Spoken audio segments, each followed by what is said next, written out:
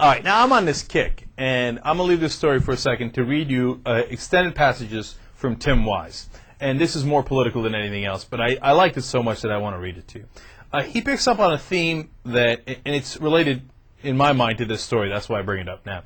A theme that I also picked up on a while back now. When we first heard about Sarah Palin's daughter being pregnant at 17, I said, I blogged it out, I wrote a story about it on our website, and I said, imagine if it was Barack Obama's kids, right? Mm-hmm. They'd say, oh, liberal, look at the way, permissively raised, and that's what happens. And I said, forget Barack Obama's kids. Imagine it was just regular African-American kids in an inner city. They'd be like, oh, yeah, of course.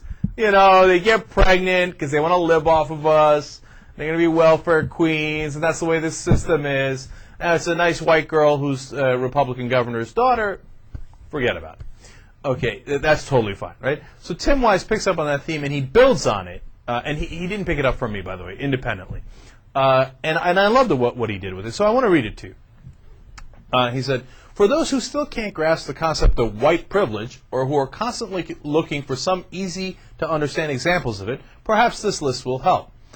White privilege is when you can get pregnant at 17 like Bristol Palin, and everybody's quick to insist that your life and that of your family is a personal matter, and that no one has the right to judge you or your parents, because every family has challenges, even as black and Latino families with similar challenges are regularly typified as irresponsible, pathological, and arbiters of social decay.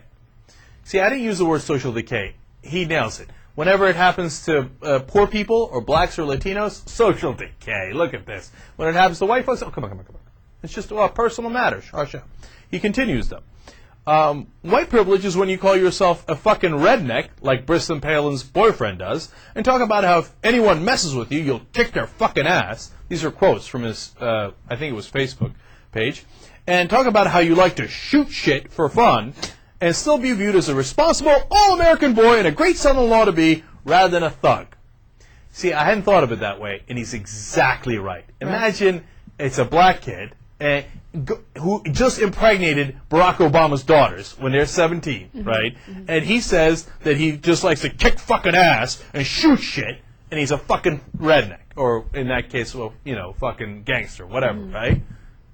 Imagine what the Rush Limbaughs and the Bill O'Reillys of the world would do. And what did the kid get? Free ride. Did anybody come back to this? No one did. I didn't come back to it. Everybody was like, oh, he's just being a kid. Mm-hmm. He's just being a kid. Unless, of course, he's black or Latino, then he's a very, very dangerous gangster. Right? You know it. When I read this, I was like, man, does this ring true? Tim Wise continues. White privilege is when you can attend 4 different colleges in 6 years. He's wrong, by the way. She attended 5. 5 different colleges in 6 years, like Sarah Palin did, one of which you basically failed out of, then returned to after making up some coursework at a community college. And no one questions your intelligence or your commitment to achievement. Whereas a person of color who did this would be viewed as unfit for college and probably someone who only got in the first place because of affirmative action. Ding, ding, ding, ding, ding, ding, ding, ding. That is so true. I read that and I was like, damn, man. And then you look at it from that perspective and you get angry. I got angry. Mm-hmm. I was like, man. And then people still say, oh, there's no racism in the country, and black people and Latino people. What? Everybody's treated equal. Why don't you just get over it? No, why don't you get over it and stop these frickin' stereotypes?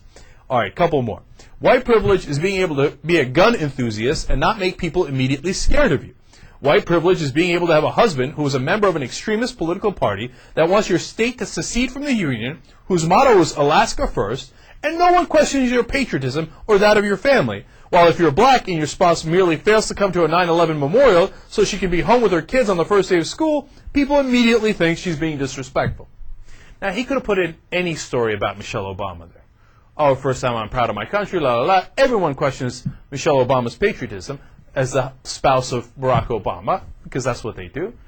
Meanwhile, her husband, Sarah Palin's husband, was part of a secessionist movement that said not America first, not country first, Alaska first. They wanted to secede from the Union. Wow. But we can't question their patriotism. Now, why? If you're honest with yourself, you know at home right now why. Because he's white. That's why you don't question his patriotism. You know it.